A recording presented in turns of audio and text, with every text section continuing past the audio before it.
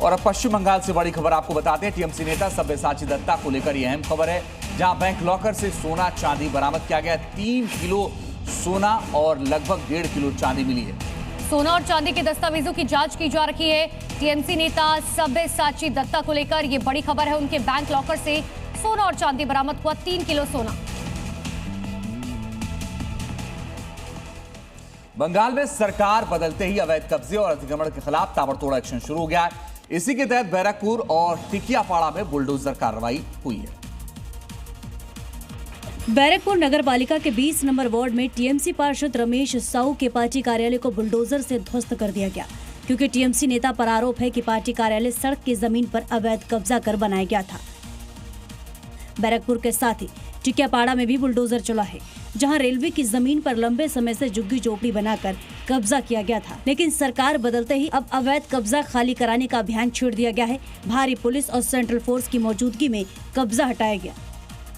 बंगाल के डानकुनी में बुनियादी समस्याओं को लेकर लोगों ने प्रदर्शन किया। प्रदर्शन के दौरान स्थिति बिगड़ती नजर आई। लोगों ने पार्षद के विरोध में अंडे फेंके।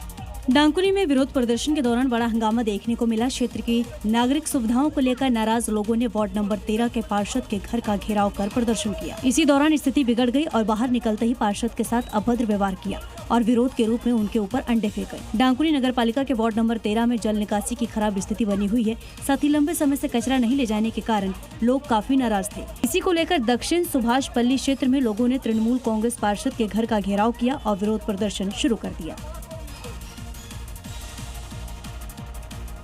पश्चिम बंगाल विधानसभा चुनाव में मिली करारी हार के बाद ममता बनर्जी की पार्टी टीएमसी ने न सिर्फ टूट की खबरों को लेकर वो चर्चा में है, बल्कि अब उनकी पार्टी के अस्तित्व पर ही खतरा मंडरा रहा है।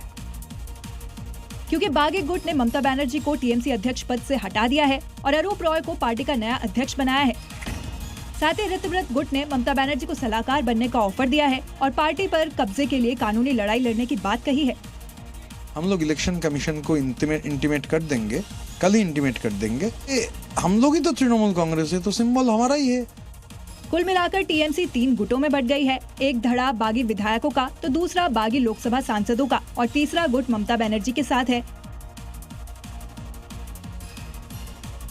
और अब आगे देखिए राजधानी दिल्ली से जुड़ी हुई 5 बड़ी खबरें। दिल्ली के यमुना बाजार इलाके में घाट नंबर 2 से 32 तक रहने वाले लोगों को मकान खाली करने का नोटिस मिला है। नोटिस के बाद कई परिवारों में चिंता का माहौल है। लोग अपना सामान समेटकर जाने की तैयारी में जुटे हुए हैं। दिल्ली के चांदनी चौक में गंदगी का अंबार लगा हुआ है। जगह जगह गंदगी, रिक्शों की बढ़ती तादाद और सार्वजनिक शौचालय की कमी से लोग परेशान हैं। चांदनी चौक को व्यवस्थित करने करोड़ों खर्च करने के बाद भी स्थानीय लोग बदहाल व्यवस्था पर सवाल उठा रहे हैं।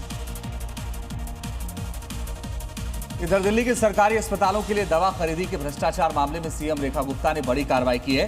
भ्रष्टाचार निवारण अधिनियम के तहत तत्कालीन डीजी हेल्थ डॉक्टर वत्सला अग्रवाल और नीरज चोपड़ा के खिलाफ एफआईआर दर्ज की है। मंगलवार को दिल्ली एनसीआर में शाम को मौसम ने अचानक करवट बदली। कई इलाकों में तेज आंधी तूफान के साथ जोरदार बारिश हुई। बारिश होने के कारण लोगों को उमस और गर्मी से राहत मिली। दिल्ली के सिविल लाइन जोन में अतिक्रमण हटाने गई टीम पर बर्बरता के आरोप लगे हैं। आरोप है कि टीम ने पहले गोलगप्पे की रेहड़ी का सामान सड़क पर फेंका और फिर एक महिला को घसीटकर दूर ले गई। निगम की इस कार्रवाई पर लोगों ने सवाल उठाए।